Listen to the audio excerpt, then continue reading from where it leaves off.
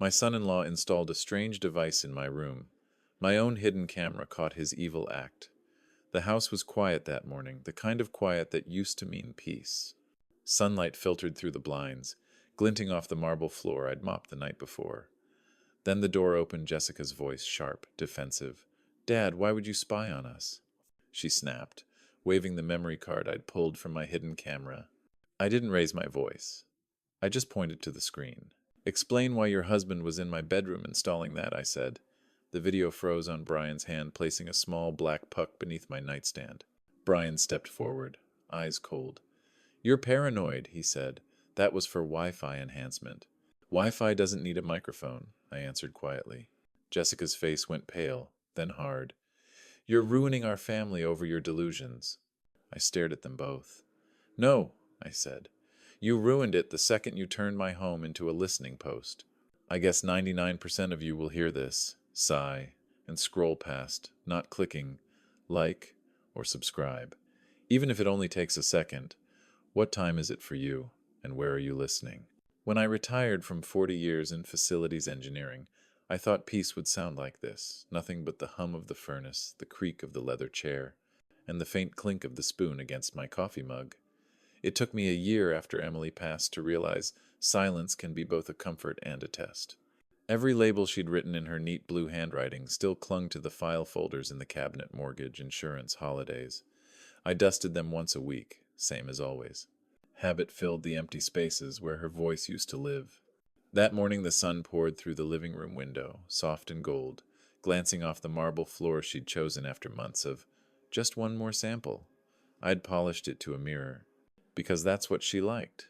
Clean surfaces, clean conscience. The house was steady, predictable, mine. Then the doorbell rang. Brian stood there grinning, wearing sunglasses on a cloudy day. "Dad, Emily would want us to keep you company," he said, hand on my shoulder. His cologne hit before his words did something expensive and synthetic. His sneakers left damp prints across the foyer as he sauntered in, uninvited but pretending it was kindness. "I was just fixing the Wi-Fi," he said, bending under the router shelf. "You know these old systems you gotta modernize." He didn't ask, didn't wait, just started unplugging cords, humming to himself. I watched the gray circles darken on the marble behind him. I didn't say anything. I never do, not at first. A year ago at Christmas, I'd paid off his $3,200 credit card balance. "Just until the brand deal clears," he'd said. I remember the hug, too tight, too rehearsed. "You're the best, Dad." Back then I thought maybe he meant it. Now, watching him pull out cables, I wondered if he ever meant anything. "Everything okay?" I asked. "Sure, sure," he said, fiddling with the molding near the hallway. His eyes lingered at the corner where the wall met the ceiling. "You ever hear a buzzing, Rich?" Thought I caught it when I walked in. "No buzzing," I said. My house didn't buzz, it breathed. I'd built every inch of it to stay quiet. Insulation layered, vents balanced, systems tuned like instruments. A man who's fixed other people's buildings his whole life doesn't miss the sound of something off. He nodded absently, still scanning the room, then grinned. "All set. You're online again." He grabbed a six-pack from the fridge on his way out. "Game night, you know how it is." I didn't bother reminding him the beer wasn't his. The front door closed, leaving the faint scent of hops hanging in the air like an afterthought. I stared at the half-moons of moisture on the counter, reached for a rag, and wiped each one away until the walnut shone again. For a moment the house was quiet. Then the HVAC vent in my bedroom clicked once, twice, like a metronome out of rhythm. I froze. The system was new. I'd tuned it myself last spring. That sound didn't belong. I set down my glass, the rim still cool from the wash. Maybe it was just the metal expanding, I told myself. Maybe. But when I walked down the hallway and opened the bedroom door, the air felt different, stale, as if someone had exhaled and left the breath behind. I stood in the doorway for a long time, listening. The tick didn't come again. The house had always told me the truth. I just wasn't sure what it was saying now. I turned off the light, shut the door, and told myself to stop imagining things. Still, as I walked back to the kitchen, the marble reflected those faint footprints like ghost marks I hadn't quite erased. Tomorrow, I thought, I'd call Brian. Maybe he really was just helping. Maybe. But deep down, I knew better. The house was whispering something I didn't yet understand. The second week of February, my kitchen felt busier than the control room of a power plant, except no one there had any idea what they were doing. The phone lit up on the counter, speaker on, Jessica's cheerful voice pouring through. "We'll swing by after Pilates," she chirped, breathless. "Brian can fix your slow internet. You'll thank us later, Dad." I looked at the router light, blinking steady green. It wasn't slow.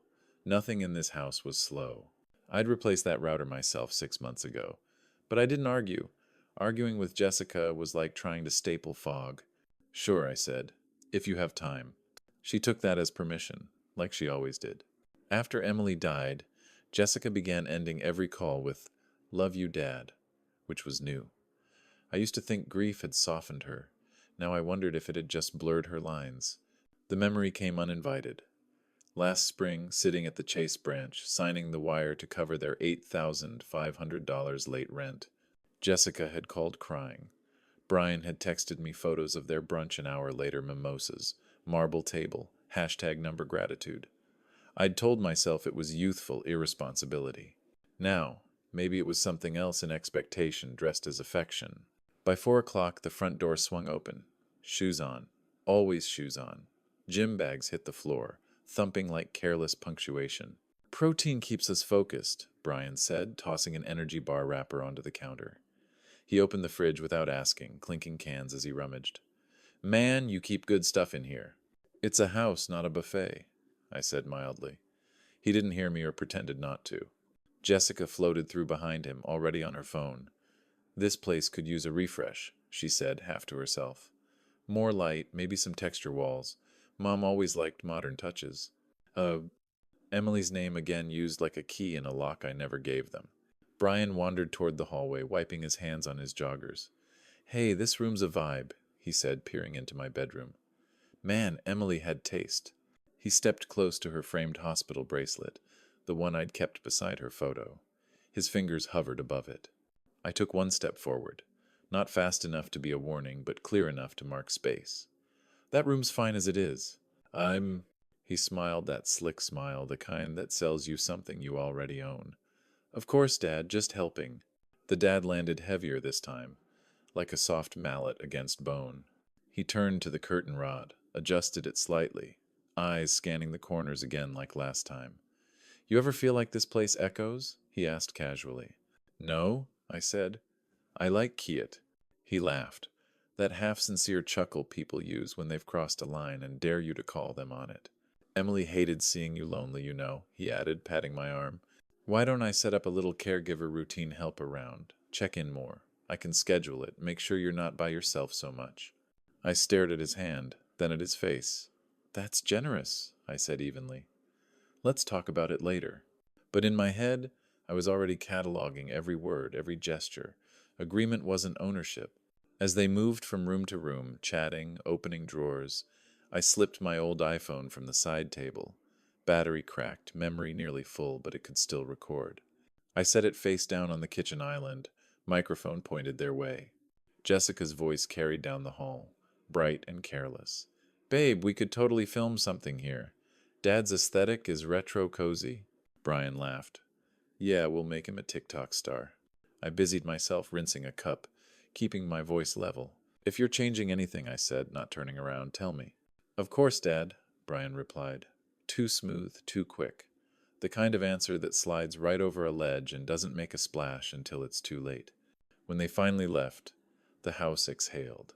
I leaned on the counter, palms flat, feeling the faint tremor of something shifting, power, trust, the shape of peace. When a man keeps mentioning your loneliness, he's not comforting you. He's measuring where to put the furniture, his, not yours. Tomorrow, I suspected, they'd be back. And next time, they wouldn't come empty-handed. The following Saturday started with a knock that came too early for courtesy. I opened the door expecting Jessica or a delivery, but there stood Brian with his trademark grin and a half-hearted wave. "Just a few friends, Dad," he said, lifting a case of beer like it was an offering to a god he didn't believe in. "We'll be ghosts. Promise." Oh. Behind him, a line of strangers waited 2, then 4, then 8. I caught a whiff of cologne so thick it drowned out the faint lemon oil I'd used that morning to polish the baseboards. One of them dragged a red cooler straight across my marble floor, the scrape loud enough to make my jaw tighten. The sound stayed in the air, sharp and ugly, like a crack in glass you can't unsee. "Nice place," one of them called. "Old school craftsmanship." 40 years union," Brian said proudly, clapping me on the shoulder as if my life's work was a punchline to his story. "My father-in-law's a legend." Laughter filled the hallway. Thumbs tapped on phones. Someone took a video. My irritation settled behind my ribs, heavy and quiet. I'd spent decades working on systems where every screw mattered now. A man who couldn't hang a picture straight was giving tours of my precision. The fridge door thumped open. "We'll pay you back on Venmo," one of them said, cracking a can. Another popped open a Tupperware I'd labeled leftovers, Wednesday. "Make yourselves comfortable," I said evenly, though my voice came out thin. They took it as welcome. I counted them 8. Not a few. Not even close. Their voices blended into a blur of beer breath, Bluetooth speakers, and laughter that didn't belong to this house. Jessica arrived an hour later, all smiles and oblivion. "They just needed somewhere chill," she said, kissing my cheek as if affection could sanitize entitlement. "Did you ask?" I managed. She blinked, offended by the question. "You don't mind, do you? It's just one night." I said nothing. Silence was safer. Anger too easily got misquoted when the audience was family. While they laughed in the kitchen, I slipped away to my study. The desk drawer clicked open. Inside, the new thumb-sized camera I'd ordered from Amazon 2 days earlier gleamed like a tiny piece of truth. I set it on the middle bookshelf, lens facing the hallway that led to my bedroom. Chest height, perfect angle. The law likes evidence, not emotion. I checked the feed on my laptop, Clearview, timestamp running. Then I locked the drawer again and returned to the living room. The marble was already smudged, faint arcs of dirt leading from the foyer to the kitchen island. I fetched a soft cloth, knelt, and wiped each mark, one at a time. The motion was almost meditative. Every scuff erased felt like reclaiming a fragment of dignity. Brian noticed. "You don't have to clean, Dad. We're good." "I know," I said, polishing harder. By sunset, the crowd drifted out, leaving half-empty bottles and a stack of plates in the sink. The house smelled of beer, sweat, and fried something. The kind of smell that clings to fabric and pride. When the last door shut, I sat in my leather chair and played back the camera feed. The hallway appeared empty still, harmless. I almost stopped the recording. Then movement, a blur. Brian stepped into frame. He looked around, smirking, then glanced up at the ceiling vent above my bedroom door. His lips moved, but no sound came. He ran a hand along the molding, then disappeared from view. The frame froze on his smirk. I leaned back, the old chair sighing beneath me. The marble beneath my feet gleamed again, spotless but colder somehow. If he wanted to measure my house, I'd measure him back. By March, my house no longer sounded like itself. It pulsed.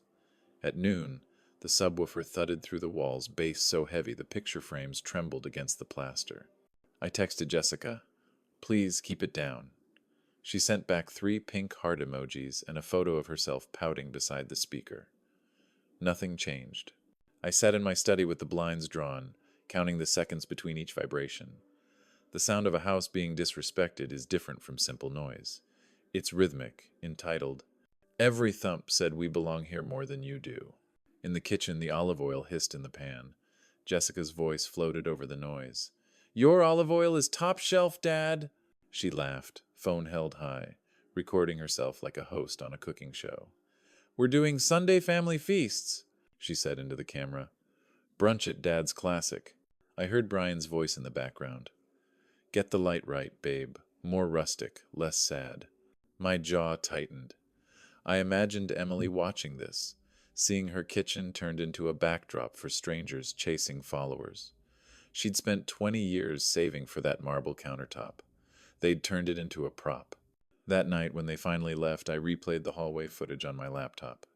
At 2:37 p.m., the camera caught Brian crouching at the HVAC return near my bedroom, fingers tracing the screws like a mechanic inspecting a leak. His movements were deliberate, not curious. He counted 1, 2, 3, 4, and then glanced up, scanning the ceiling line. I paused the footage and leaned closer.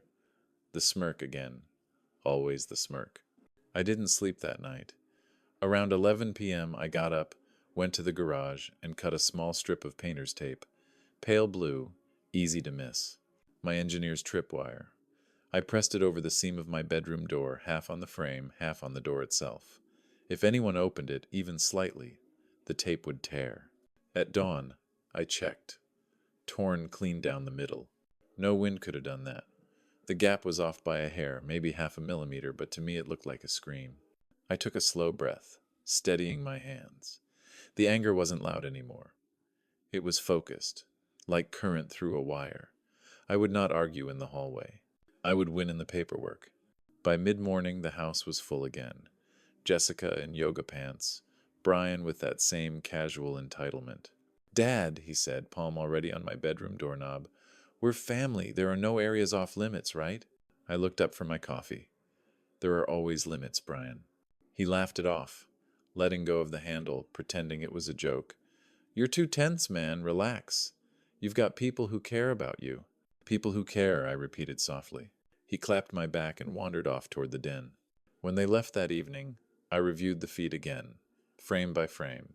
The next morning, I noticed something under my nightstand, a faint shift in shadow, a shape too precise to be random. I knelt down and looked closer. A small black puck, no bigger than a quarter, clung to the underside of the wood, sleek, matte, not dust. I carried it to the light and saw the faintest green LED blink twice, like a heartbeat. On the footage from the bookshelf camera, the timestamp read 9:43 a.m. Brian, alone in the room, crouched under my nightstand. He pressed something in his hand, leaned forward, and double-tapped it with his thumb. The lens caught his face clearly this time, smiling as if he'd just solved a puzzle. I closed the laptop and sat still, listening to the house breathe. The air was clean, filtered, mechanical, yet I could smell him cheap beer and synthetic cologne lingering where peace used to live. If he wanted to listen, I wanted a record of him listening. The ring light came first, always the ring light. It glowed from Jessica's hands like a halo she'd bought on sale. "We'll crash here tonight," she said, setting it on my dresser without asking. "My followers love family cozies." She said it like I should be grateful to be part of the content. The bedroom lights were soft amber. Emily's photo sat beside the lamp, her smile framed in cherry wood. Jessica angled her phone toward it, adjusting the exposure. "She was an angel," she cooed to her audience, her voice syrup. "Sweet. I miss her every day." The chat bubbles rolled in on her screen. So pure. Family goals. I stood in the doorway, watching her choreograph grief for strangers. "She'd be happy to see us all together," Jessica said. "No," I thought. Emily believed in privacy, not performance. Brian leaned in from the hallway, already untying his shoes. "We'll just crash on the couch, save the drive." I wiped my palms on my jeans, slow and deliberate. "No overnight stays," I said. "That's not happening." Jessica froze, smile still on, the camera still live. "Oh, come on, Dad," she said, pouting for her viewers. "You really want to kick us out after dinner? People are asking for a bedtime story." I stepped closer, lowered my voice. "You can visit any time. But not tonight." Brian's jaw tightened. His fake smile thinned into a straight line. "We'll be out by 10, he said, too calm. I didn't respond. The air between us felt like wire pulled taut. As they packed up, Jessica muttered something about how boundaries are generational trauma, and Brian just laughed. Their car backed down the driveway at 9:12. I watched the taillights fade beyond the hedges. For the first time that week, the house exhaled. Then, at 9:43, my hallway camera caught movement. On the feed, Brian's face appeared again, alone this time. He was in the bedroom, crouched low, gloved hand sliding something behind the nightstand. He moved with precision, the confidence of someone who knew no one would stop him. A black wire snaked from his hand to the baseboard. He looked up once, toward the door, then reached under, pressing his thumb against something small. Freeze frame. A green LED blinked once, like an eye opening. I stared at the screen, pulse steady but cold. A flash of memory struck 2 years ago, at Chase Bank, signing a $25,000 wire to cover their first home's down payment. Brian had insisted it was a temporary boost. Jessica had called it an investment in their future. I'd told myself that's what fathers did, help their children start right. Now that same generosity had become permission in their minds, a debt they thought I still owed. I stood, walked down the hallway, and entered the bedroom. The air felt disturbed, unsettled. Emily's photo caught the light from the street outside, her smile soft, almost apologetic. I picked it up, my thumb brushing over the glass where her bracelet shimmered faintly. My hands trembled. Not from weakness, from recognition. I'd seen corrosion like this before in machinery, slow, silent, inevitable if not cleaned early. I set the photo face down on the nightstand. For the first time in my life, I couldn't look at her. The house that had been our sanctuary was becoming a crime scene. In the distance, a car door slammed. Laughter, probably theirs. I turned off the lamp, sat on the edge of the bed, and listened. The faintest click, something electrical, repeating every few seconds. I memorized its rhythm. Some people test rules looking for a no. Brian hunted for silence to exploit. But he'd just found something else instead, my patience running out. It started with a vibration in the vent above my desk, faint but distinct. Voices traveled easily through the ducts in this house, a design flaw I'd never thought to correct. That night, the voice wasn't a stranger's. It was Brian's, muffled by the thin sheet metal but unmistakably confident. 15, maybe 20, he said. B.O.B. The old man's got great speakers. Tonight we go big, rich as chill. Chill. That word landed like grit between gears. I leaned back in my chair, staring at the air vent. He was planning it right here, in my house. Speaking of me in the past tense, as if my patience had already been signed over to him. I opened my notebook, the same one I used for maintenance logs back when I managed the power plant, and wrote the time, 7:14 p.m., the words, vent conversation, possible party planning. By 8, I was in the car, driving toward the Best Buy on Main Street. The fluorescent aisles were loud with weekend energy teenagers laughing, televisions flashing, but my mind was quiet, methodical. I bought 2 micro cameras. Cash, no membership number, no questions. Back home, I set to work. The first camera went on the entryway bookshelf, angled toward the door. The second, tucked into the molding above the living room lamp. Both motion activated, both feeding into the same encrypted folder. Then I opened a manila envelope and wrote, in block letters, Evidence Privet. Inside, I placed a USB stick with timestamps from the previous recordings and a few printed stills Brian's hand on my bedroom molding, the faint green blink of the black puck under my nightstand. I slid the envelope into the bottom drawer of the filing cabinet, under Utilities 2017, 2019. I could almost hear Emily's voice. Be thorough, Rich. Details protect the truth. At 8:12, I texted my attorney, Carla Ruiz. Might need a consult on trespass divided by harassment. Her reply came within minutes. Document. Don't confront. Call 911 if they refuse to leave. Carla never used unnecessary words. Neither did I. The house was still now, humming low, ready. I wiped the marble floor one last time, the cloth moving in slow circles. It reminded me of sterilizing a workbench before a repair, removing dust, oil, hesitation. If chaos was coming, I would meet it prepared. At 8:45, headlights swept across the driveway. Voices followed, distant at first, then closer. Laughter. The jingle of bottles. I turned on the hallway monitor, the camera feed bright on the screen. The doorbell rang once, then twice, and before I could reach it, Brian's voice filled the foyer. Doors open. Come in, guys. I watched through the lens as bodies poured inside, first 5, then 10, then a flood. Jackets, beer cases, perfume, and noise. My living room, Emily's favorite place, became a hallway at a college bar. Jessica's laugh rang out, shrill and practiced. Someone turned up the music. Someone else dropped a bag of chips across the marble. I didn't move from the study. I just pressed record all feeds. At 9:02 p.m., the footage captured everything.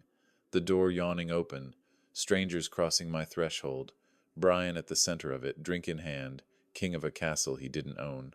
I sat in silence, watching the scene unfold on the monitor, the air thick with bass and betrayal.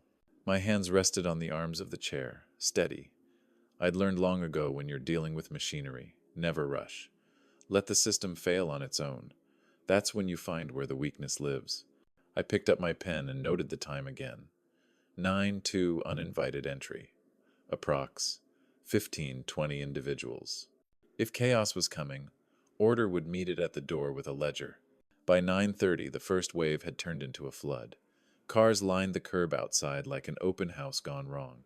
Laughter rolled through the walls, shaking the quiet that had once wrapped this place like insulation. From my study, I watched through the monitors as people I'd never met wandered through rooms they hadn't earned. The kitchen counter gleamed with beer streaks and condensation rings. Someone rifled through my pantry, pulling jars down like prizes. "Dude, artisanal pickles," a voice shouted. "Old man's got taste." The laughter that followed was too loud, too careless, as if my life's order existed for their amusement. Jessica twirled in the hallway, phone held high, her face framed by my walls. "Grandpa's vibes," she captioned it, grinning into the camera. "Can you believe he keeps everything so vintage?" The comments streamed across her screen hearts, emojis, the kind of hollow admiration that eats dignity for clicks. I didn't step out to stop her. I'd already learned confrontation gave them more footage. Brian stood by the speakers, fiddling with the controls. "Let's give them some atmosphere," he said, turning the dial. The bass exploded, rattling the glass in the cabinet. Somewhere, a picture frame tipped over. My phone buzzed. A text from my neighbor, Robert. "Everything okay over there?" I stared at the message, thumb hovering. Then I typed, "For now." In the hallway feed, I saw Brian glance around, checking for eyes. Then he walked toward my bedroom, the one place that still felt untouched. He hesitated, hand on the doorknob, then slipped inside. The camera above the hallway caught it all.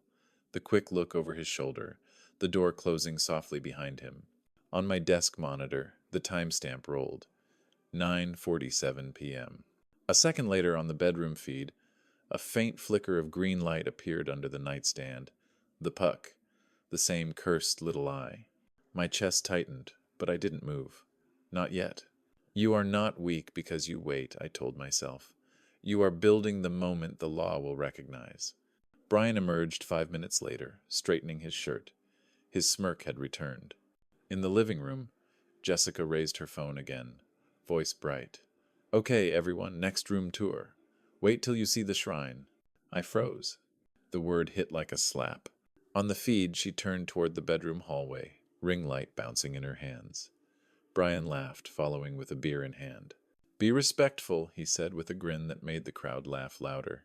I could hear her voice echo through the vent. "Let's show them Mom's space. Oh, he hates when we touch it." The living room guests cheered, egging her on, the chant of people who mistake cruelty for entertainment. On screen, the camera panned toward my closed door, Jessica's hand wrapped around the knob. In the study, I stood still, phone in hand, every muscle coiled but cold. Years in engineering had taught me this lesson. In a fire, you don't panic. You isolate the blaze, you record the damage, and you wait for the right moment to shut off the oxygen. Through the monitor, I watched her twist the handle, still laughing for her followers. The bass dropped, the crowd cheered, the knob turned. When strangers narrate your life, I thought, they turn your grief into decor. That was the moment the line disappeared. And that was the final straw. The moment arrived dressed as laughter. Jessica's laughter. Shrill, performative, soaked in wine and validation. Through the open hallway, I saw her sweep into the master bedroom, her phone raised like a torch. The ring light haloed her face, throwing white light over the photos, the dresser, the nightstand, over everything Emily and I had built together. "Guys, you've got to see this," she said, breathless. The live chat filled her screen. "So aesthetic. That mirror. Number grandma goals." The hearts pulsed faster than my heartbeat. Her camera drifted across the dresser, over the framed wedding photo, over Emily's jewelry box. She stopped, gasped dramatically, and opened it. "Aw, look at this, so vintage," she cooed, holding Emily's bracelet to the lens like it was a museum trinket. "Can you believe she wore this every day?" The comments erupted. "So cute." "Looks designer. Steal it." From the hall, Brian laughed. "Content, babe," he said, leaning in the doorway. "You're killing it." I stood in the threshold, unseen by her camera, my hands shaking. My first instinct was to shout, to grab the phone, the bracelet, her. But I didn't, because shouting is temporary, and I was done being temporary. I crossed the room slowly, step by measured step, until I reached the dresser. I picked up Emily's photo, still lying face down from the night I'd discovered the puck. I turned it upright. Her eyes met mine, calm, kind, impossibly patient. The same patience I'd mistaken for weakness my whole life. I set the photo back in its place, straightened it carefully, and turned away before the camera caught the wetness in my eyes. Jessica giggled again, oblivious. "Dad, you're trending, look!" She spun the phone toward me. For a split second, my reflection filled the screen. A tired man in a tidy house turned circus. "I'm glad you're having fun," I said quietly. My voice surprised even me. It didn't tremble. It was flat, deliberate. "But you've gone too far." She laughed harder, thinking it was part of the act. "Lighten up." I left the room without another word. Down the hall, the music pulsed like a heartbeat I didn't own. In the study, I closed the door, locked it, and sat at my desk. The phone was already in my hand when I realized I'd memorized the number. 911, what's your emergency? "My name is Richard Bennett," I said. "I'm the homeowner at 2173 Crestline Drive. There are multiple people in my house who will not leave. They've entered my private bedroom without consent." "Are you in danger, sir?" "Not yet," I said. "But they are trespassing, and I have video proof." I recited the details, how long they'd been here, the number of guests, the evidence. My voice never rose above a calm monotone. Rage boiled beneath it, but I kept the lid sealed tight. Justice listens better to calm. "Officers are on the way," the dispatcher said. "Thank you," I replied, then hung up. I opened my messages and typed to Carla, "Police en route." She responded within seconds. "Good. Say trespass and harassment. Do not argue." I sat back in the chair and exhaled. Outside, the music dimmed. Maybe they'd sensed it, some primal shift in the air, the moment before a storm. At 9:58 p.m., the bookshelf camera caught it. Brian, back in my bedroom, crouching under the nightstand. His thumb pressed the black puck. A green LED blinked once, then again. For the first time, I smiled. The lens caught him, my own hidden eye catching the intruder in his act. In the distance, the faint wail of sirens began to rise, slow and certain, like justice gathering its breath. I had built this sanctuary with my hands. Now I would protect it with the record button and the law. The sirens reached the street just as the bass cut off mid-beat. Blue and red light washed over the living room, slicing through the half-emptied bottles and the startled faces. The laughter died fast. For the first time that night, my house sounded like itself quiet. Through the monitor feed, I saw Brian step forward, already rehearsing his expression. He met the officers on the porch with the same smile he'd used when he borrowed my truck last spring. "Evening, officers," he said, voice dripping with calm. "Everything's fine. My wife's dad just gets paranoid sometimes. We're helping him, you know, checking on him." I watched from the hallway, notebook in hand, heart steady. One of the officers, a woman with her hair pulled tight, glanced past him and caught sight of the crowd behind. "You live here?" she asked. Brian chuckled, feigning patience. "No, ma'am, but my wife's his daughter. We come by a lot. He forgets things." The words hung there, cold and deliberate. "He forgets things." I stepped into the foyer. "Not tonight," I said quietly. The officer turned to me. "Sir, are you the homeowner?" I handed her my driver's license and the property deed from the filing cabinet documents I'd placed by the door an hour before. Preparation always beats panic. She examined them, nodded once. "Would you like to tell me what's happening?" "Yes," I said, and my voice didn't shake. "These people were invited for a short visit. They refused to leave. They entered my private bedroom without permission." Brian laughed lightly. "He's exaggerating. We were fixing his Wi-Fi. You know how older folks get lonely, anxious." That one hit its mark. A few guests smirked. Jessica stepped beside him, mascara smudged from tears she hadn't earned. "Dad, please, we were just helping." The other officer, tall, serious, said, "Do you have any proof, sir?" "I do." I reached into the drawer of the entryway table and pulled out the USB drive. The label read, "Evidence Private." I handed it over along with my iPad. These are time-stamped recordings from my home cameras. You'll see Mr. Lawson entering my bedroom and manipulating an electronic device under my nightstand. The woman officer plugged in the drive, watching the footage in silence. The frame flickered, then settled, on Brian crouched low, his thumb pressing the small black puck, the green LED glowing faintly. Brian's face drained. "That's not what it looks like," he said. Jessica's voice cracked. "Dad, we didn't mean—" The officer held up a hand. "Ma'am, please." She turned to me. "Sir, would you like them trespassed formally?" I looked at Brian, then at Jessica, my daughter, whose silence was a mirror of every choice that had led here. "Yes," I said simply. "Formally." The word landed with finality. The officers moved efficiently. Names taken, IDs copied, a warning issued that returning without permission would result in arrest. Brian tried to keep smiling, but the edges frayed. He whispered something to Jessica, who avoided my eyes. As they filed out, one of the guests muttered, "Dude, this is wild." I didn't respond. I just watched their shoes scuff across the marble, each print another layer of grime that would take time to scrub clean. When the last car door slammed and the sirens faded into the distance, I stood alone in the foyer. The clock ticked. The house inhaled. My iPad screen still glowed with the frozen image of Brian's hand on the puck. I saved the file, backed it up twice, and noted the time in my logbook. A man who's spent his life repairing machines learns that justice runs on maintenance to clean data, clear labels, steady hands. They left that night, but snakes rarely stop hissing once you hear them. It started the next morning. My phone wouldn't stop buzzing. The first message came from an old coworker. "Rich, everything okay? Saw something online." Then another, and another. I opened Facebook. There it was. A photo of me smiling, holding a fishing rod from last summer, cropped and brightened until I looked harmless, almost childlike.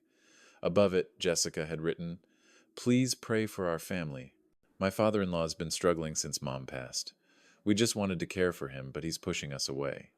Mental illness is hard. Number family first." Underneath, Brian had commented, "We love you, Rich. Always here for you, even when you're angry." The post had 100 likes already. Hearts, prayers, sad face emojis. I scrolled through the comments, the familiar names hitting harder than I expected. "Hang in there, Jess.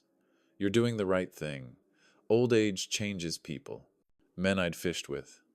Neighbors I'd helped fix their gutters. Even a few church friends. All of them weighing in on a story that wasn't theirs to tell. My thumb hovered over the reply button, but what could I say? That the people calling me family had planted a listening device in my bedroom?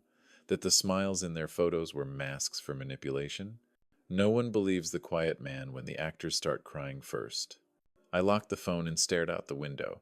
The yard looked the same, the trimmed hedges, the motion light blinking faintly, but something inside me had shifted. The fight wasn't about property anymore. It was about perception. The internet doesn't care who's right. It cares who cries first. My phone buzzed again. "Carla, my attorney this time. I saw the post. Don't engage. We'll handle this formally. Start capturing screenshots. Everyone." I nodded to no one. My house was silent, except for the faint hum of the fridge. The same sound Emily used to complain about. "That thing's louder than our old furnace." I'd always promised to replace it. I never did. I stood, walked to the bookshelf, and picked up her photo. Her smile still had that same patience in it, the kind that used to anchor me. "They're not just trespassing now, Em," I whispered. "They're stealing who I am." The words felt heavy, like bolts sliding into place. For 40 years, I'd built my life around things that could be measured: voltage, pressure, torque, but now I was fighting something invisible. Lies didn't leave fingerprints. I scrolled again, against my better judgment. The post had been shared 12 more times.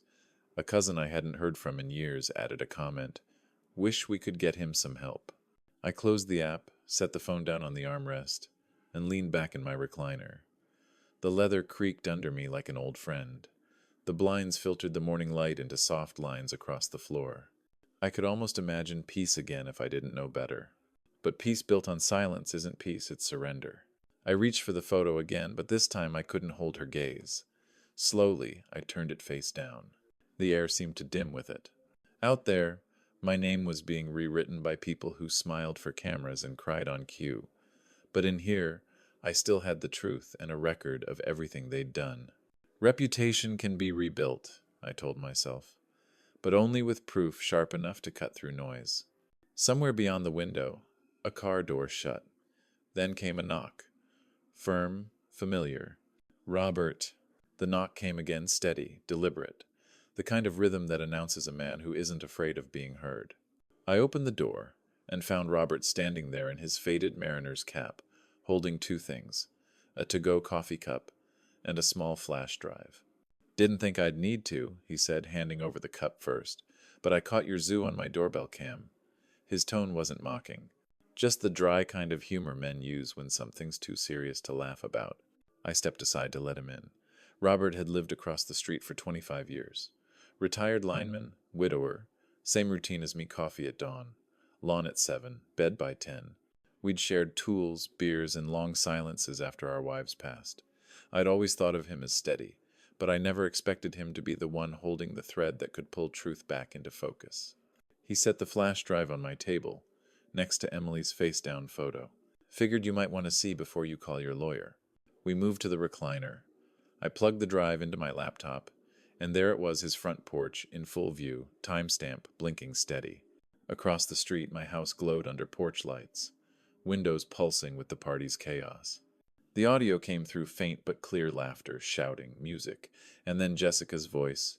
"Welcome to Grandpa's crib!" Robert grimaced. Heard that part all the way from my den. He fast-forwarded. The footage jumped to Brian near the side window, waving two men inside. "He's so paranoid he'll never find it," Brian said, laughing. The words landed like cold metal in my chest. Robert paused the video. "There's your intent," he said quietly. "They weren't just fooling around. That's them talking about whatever they stuck in there." I stared at the screen. For weeks I'd been documenting, organizing, collecting data like an engineer running diagnostics on a failing system.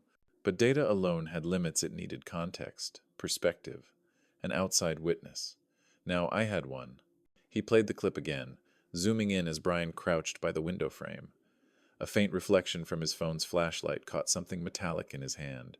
Small, circular, unmistakable. A second device. Proof of criminal intent. My throat tightened. I hadn't realized how much I'd been holding my breath these last few weeks until that moment. I exhaled, long and shaky. Robert leaned back, crossing his arms. "You take this to your lawyer, Rich. Don't let them paint you crazy. You're the most methodical guy I know. You built that house with your own two hands. Now you've got them on tape wrecking it." I nodded, staring at the paused frame of Brian's smirk. "Funny thing," Robert said half to himself. "They act like nobody sees.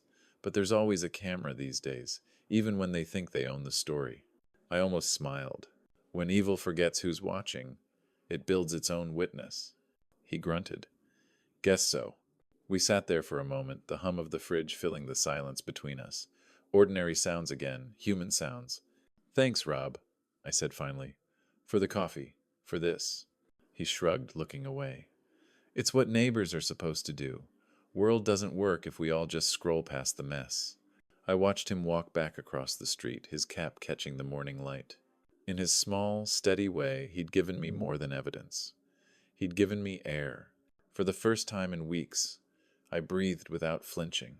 The flash drive sat warm in my hand, the cursor blinking beside Emily's picture on the desktop. Next stop, Carla Ruiz's office. Carla Ruiz's office smelled faintly of ink and lemon disinfectant order in scent form. Her walls were lined with framed degrees and the kind of quiet confidence you can't fake. She motioned for me to sit, already sliding a manila folder across the desk. "Let's get to work," she said.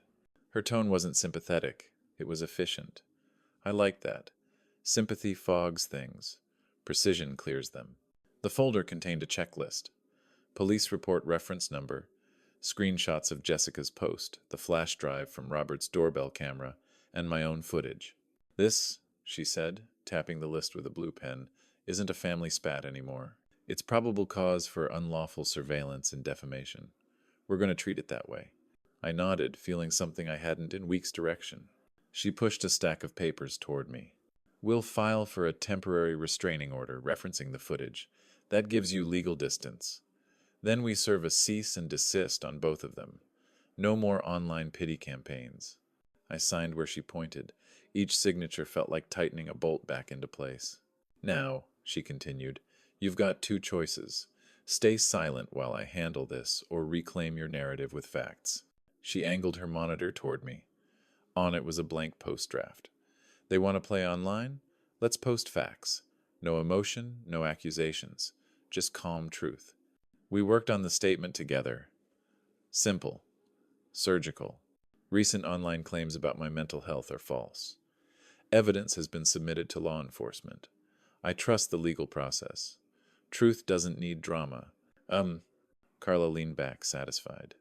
Short, professional, impossible to twist.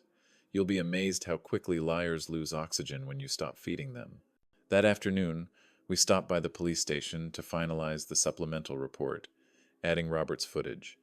The officer who'd responded before reviewed the clip, then nodded slowly. This strengthens your case. We'll update the record. By the time I returned home, dusk had settled.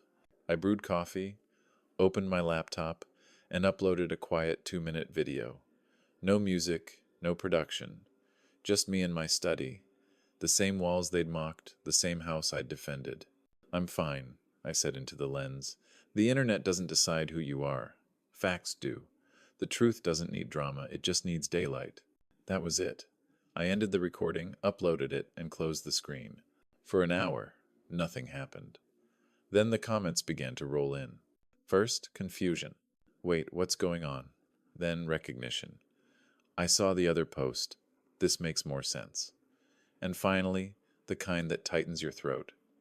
Good for you, sir. Don't let them take your peace. Carla texted around 10:30. They deleted their post within an hour. We proceed tomorrow. I exhaled and leaned back in my chair. The house was still again. Not the brittle silence of fear, just stillness. Honest, quiet. I looked toward the photo of Emily on the shelf, turned upright once more. We're okay, I whispered. Justice isn't revenge. It's precision paperwork instead of punches. The things that last are the things you build right, bolt by bolt, word by word. Outside, the night air shifted through the trees. I could almost hear her voice in it. See? You never stopped fixing things, Rich. The internet moves fast, but justice moves like granite, it lasts longer. Tomorrow, the real filings would go through. The silence after victory is never what you imagine. It doesn't hum with peace. It echoes with whispers you can't stop. For 2 days, the internet quieted after my statement. Then, slowly, new posts started appearing. Anonymous accounts this time. Screenshots of old family photos. Out-of-context messages. The captions were short, cruel, and careful. There's more to the story. Pray for Jessica's safety. My inbox filled with pity disguised as concern. My cousin from Ohio texted, Maybe he is losing it. They said you hit Jessica. Oh. I stared at the words. The tiny gray bubbles of his second message, blinking then disappearing. I didn't reply. There's no argument strong enough to fix disbelief once it settles in someone's mind. Anonymous emails went to my old company's volunteer office. Unsafe around youth projects. My former supervisor forwarded one, asking politely if everything was all right. At church that Sunday, the usher hesitated before shaking my hand. Mrs. Conway, who used to save me a seat, smiled too late to look natural. 2 pews back, I heard a whisper, my name. Then, family drama. By the end of the service, I'd decided not to stay for coffee hour. That afternoon, I sat alone at the diner off Route 9, staring at the mug the waitress kept refilling even though I never touched it. The coffee's surface had gone from steaming to flat, a film of brown oil catching the light under the flickering neon. The jukebox played something old and slow. A couple in the corner laughed softly. It felt like I was sitting behind glass, watching life go on without me. 40 years I'd spent building a reputation on steadiness, showing up, fixing things, never breaking what wasn't mine. And now, one rumor, whispered just loud enough, had made the floor vanish beneath me. My phone buzzed. Robert, where are you? The diner, I said. 10 minutes later, he slid into the booth across from me, ball cap pulled low. He didn't say much at first. Just ordered a slice of pie and let the quiet settle. Finally, he said, Hang tight.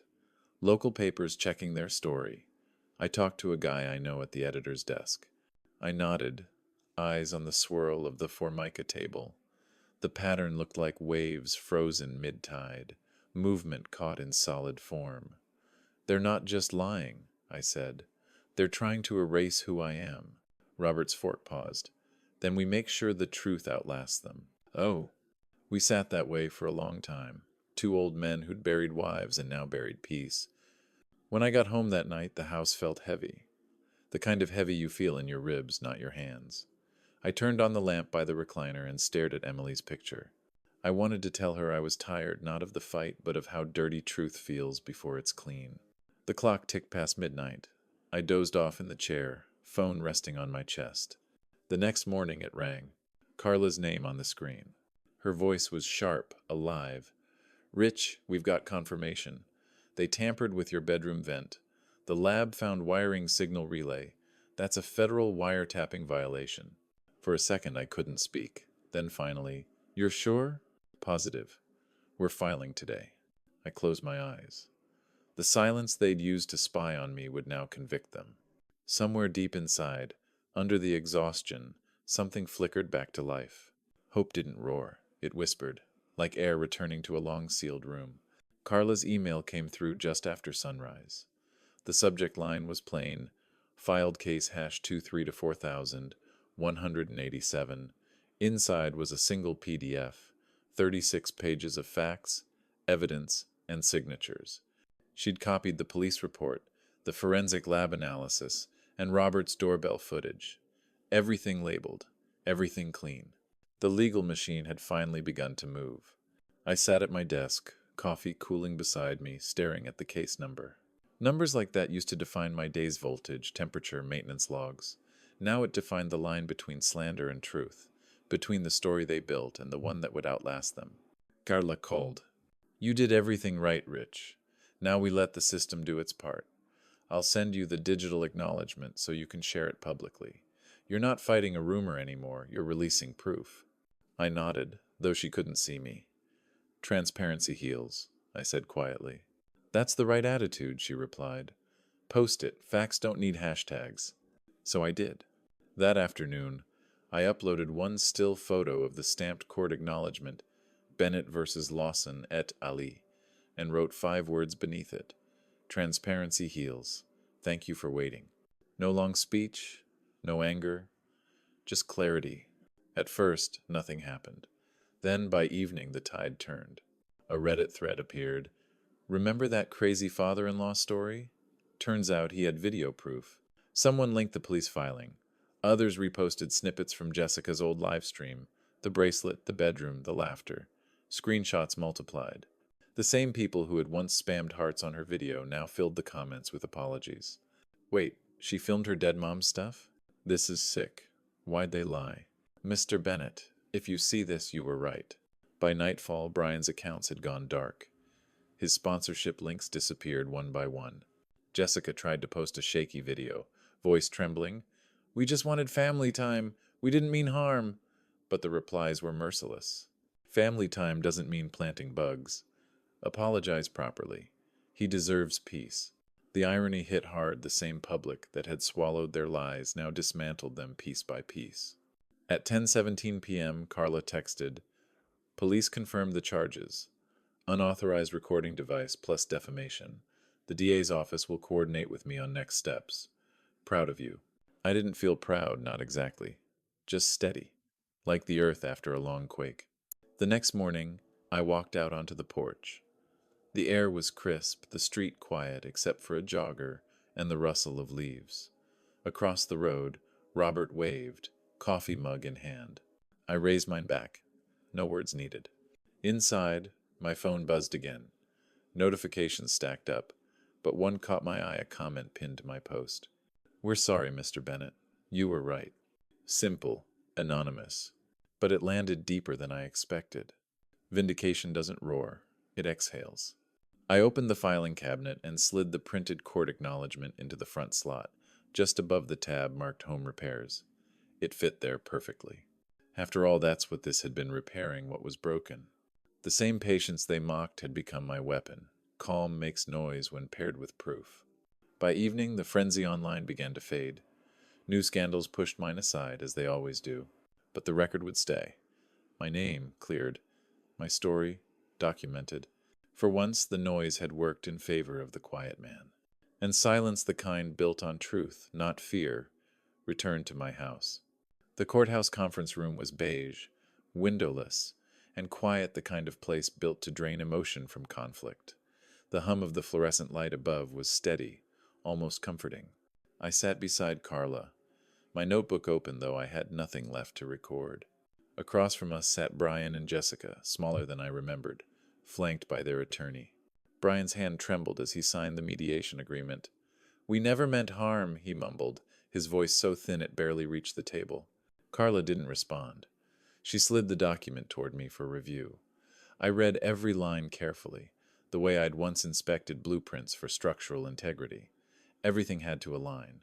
They would pay $42,000 in damages, property defacement, defamation impact, and legal fees. They would issue a formal, written apology, notarized and recorded. All digital posts, mentions, and photos involving my name or likeness were to be removed within 72 hours. The restraining order was renewed for 2 years, no calls, visits, or contact through intermediaries. When I reached the signature line, I paused. My reflection stared back faintly in the varnished table surface. There was no triumph there, only completion. I signed. Carla gathered the papers, methodical as always. "That's it," she said softly. The system caught up. Jessica wiped her eyes, but the tears looked rehearsed. Habitual remorse, not earned. Brian leaned back, staring at the wall. The same man who once strutted through my kitchen now couldn't meet my gaze. "Mr. Bennett," their lawyer said, cautious, "they do want to express regret." I nodded once. "They already did. On paper. That's enough. No speeches. No moral lessons. Just boundaries clear, firm, legal." As we left, Carla gave my arm a quick squeeze. "Go home, Rich. Rest." Outside, the spring sunlight hit the courthouse steps like a fresh coat of paint. The air carried that faint mix of concrete and tulip bloom that always marks early April. For the first time in a long while, I didn't feel the urge to check over my shoulder. Robert was waiting near the bottom of the stairs, coffee in one hand, that familiar half-grin on his face. "Told you," he said, clapping my shoulder. "Truth's got legs. Takes a while, but it always walks you home." I smiled, a real one this time. "Yeah, guess I just had to keep up." We stood there a minute, two old men watching the world hurry past. No noise, no drama, just sun, paper, and the quiet knowledge that decency still had a place to stand. I walked down the steps, each one lighter than the last. The courthouse glass caught my reflection on the way out, shoulders square, eyes steady. For the first time since Emily's death, I recognized the man looking back. Kindness without lines is just another resource for the cruel. I'd learned that the hard way. But lines, once drawn, don't have to mean bitterness. They can mean preservation. Carla's voice echoed in my mind. Peace isn't about silence. It's about order. Oh, that night, I filed away the final court papers in the cabinet top drawer, right beside the folder labeled Evidence Private. I closed it gently, almost reverently, then turned off the lamp. The hum of the house was steady again. Honest. Peace isn't given back. It's rebuilt, inch by inch. Tomorrow, I'd open the windows and let the air move through every room. I guess 99% of you will hear this, sigh and scroll past, not clicking like or subscribe. Even if it only takes a second, what time is it for you, and where are you listening? Morning light slides across the marble like a quiet benediction. The floor holds no footprints now, no scuffs, no shadows, just the faint sheen of effort well spent. The house hums again, low and steady, the way it used to when Emily was alive. I move slowly through each room, not because I'm tired, but because I can. There's no hurry in a place that finally keeps time on your side. The air smells faintly of lemon polish and cut grass from the yard Robert mowed earlier, his mower tracing the same careful rows I once did.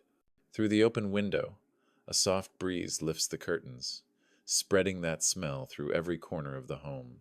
Clean, honest. I pause by the filing cabinet. My old reflex. Maintenance never ends. It just changes shape. The top drawer slides open with the familiar whisper of metal on metal. Inside, the files sit in perfect alignment, every label typed, every tab straight. One folder catches my eye: lessons. I pull it out carefully, lay it on the desk, and open it. Inside, a single sheet, the apology letter, folded once down the center. Carla had sent it after the settlement was finalized. We regret our actions and the harm they caused. The words are neat, practiced, legal. I don't reread them for emotion, I read them for closure. They're a record, not a wound. Proof that even the worst chaos can be documented, bound, and filed away. I place the letter back, close the folder, and dust the cabinet's top with a cloth. The gesture is habit more than need. Order is how I breathe. Across the room, Emily's photo catches the morning light. For months it sat face down, a silence I couldn't bear to break. Now I lift it, straighten the frame, and set it upright again. Her smile meets the sunlight, soft and patient, as if she already knew how this would end. "I kept the house together, Em," I murmur, "the way you would have wanted."